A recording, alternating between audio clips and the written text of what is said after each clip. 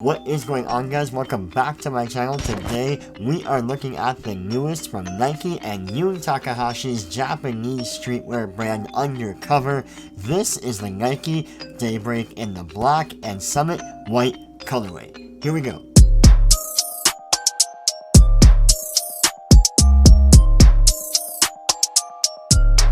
So if you remember last year in 2018, Nike was really pushing its React Element 87 line, including an iteration with Takahashi's Undercover brand in a green sail colorway, which is actually my favorite colorway out of all of those, but also the most expensive now on the resale market because of that collaboration. A lot of people think that for 2018, the React Element 87 was, in general, the shoe of the year because it was a very forward-thinking and different sneaker silhouette that we hadn't really seen before.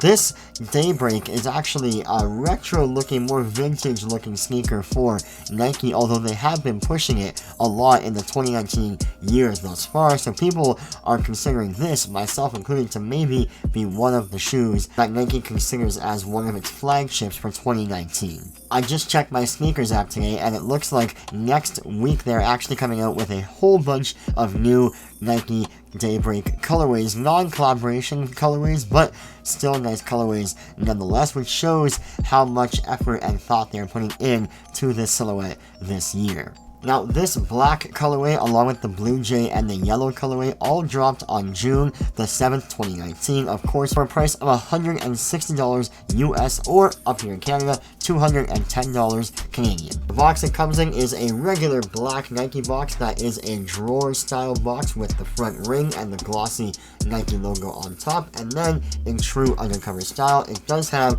the Undercover Takahashi branding on the sides of the box. I got my true size, which is a size 12. The style code of these shoes is Bravo Victor 4594-001, and the official colorway is black, white, summit white. So without further ado, let's open this box and see what these shoes look like. Oh, let's stop right here. I'm going to show you guys the wrapping paper that the shoes came in. It is actually a black Undercover Takahashi branding wrapping paper around the shoes. That is a great add-on that I love to see in Nike or any brand shoes that they put in collaborative pieces. I think it just adds to that special aspect to the shoe itself. Alright, and here is the shoe. So the black and the blue colorway were both fairly easy to get. You can actually still get them at your local consortium or Nike store if the Nike store around you is carrying them. The yellow colorway, however, was a lot harder to get. I don't think any stores up here in Toronto actually got the yellow pair. Only a couple stores in the US got them, so they are a lot higher on the resale market, but nonetheless, I actually like the black pair of all three the best. Now, as you can tell, overall, from the front portion of the shoe, this is a retro-style silhouette Nike Daybreak shoe.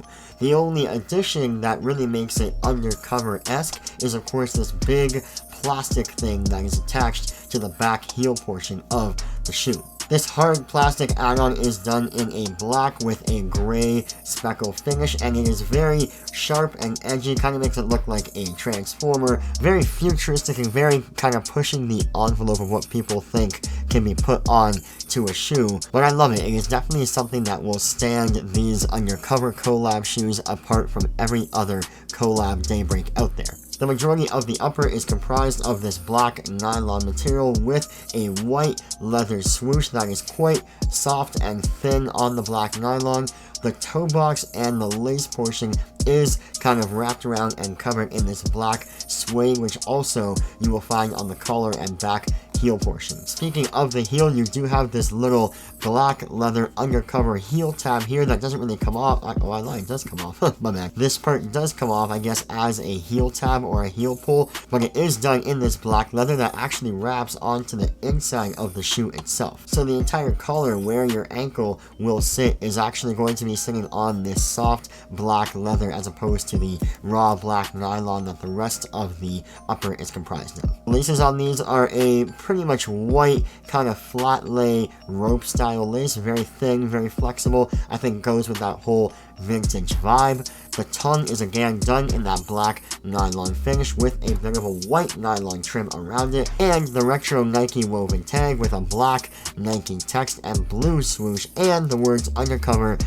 Takahashi on there. The midsole of these shoes is actually my favorite part of the shoes. They are done in this slightly off-white and black speckled rubber finish with, on the lateral side of the shoe, the Takahashi Undercover branding, which then wraps around onto the outsole, which is finished in a black rubberized finish. Very grippy. It is actually comprised of a whole bunch of square knobs or pegs that kind of wrap up towards the toe box here, but that almost elevates the shoe about half a centimeter off the ground, but it is very cushiony. And if you can see the actual shape of the shoe itself, you are actually kind of leaning forward when you wear these shoes. I'll show you when they're on my feet. You kind of lean forward in the shoe, so it feels like you're always walking forward, moving forward very slightly. And with that being said, let's get these on the feet and see them in action.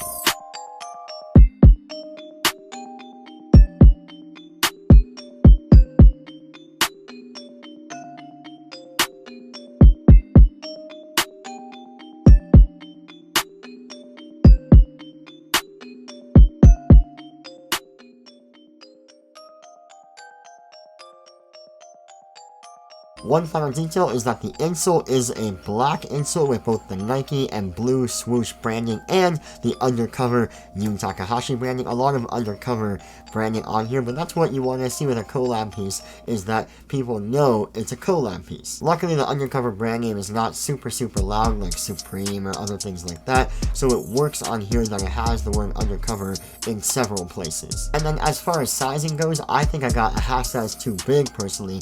I am a true to size 12, but I could have gone with an 11.5. That being said, I do have wide feet, and if you also have wide feet, you might want to stick with your true size. If you do not have wide feet and you have regular, narrow, or width feet, then I would go definitely a half size down. These do run quite long, and I have almost a full inch of space from the top of my toe to the top of this toe box. But I absolutely love these shoes. It is kind of a quiet collaboration piece for Nike, not like they sold out in seconds or anything like that, but I think these are an extremely well thought out pair of shoes from both Undercover and Nike, and I look forward to seeing what they do next, not only with Undercover, but also just with this Daybreak silhouette in general for the rest of the year. If you guys like this video, you will probably like my other stuff, so please do not forget to subscribe and leave a comment down below what you want to see me review next and what you want to see me talk about more and talk about less. But until next time, I will catch you guys in the next one.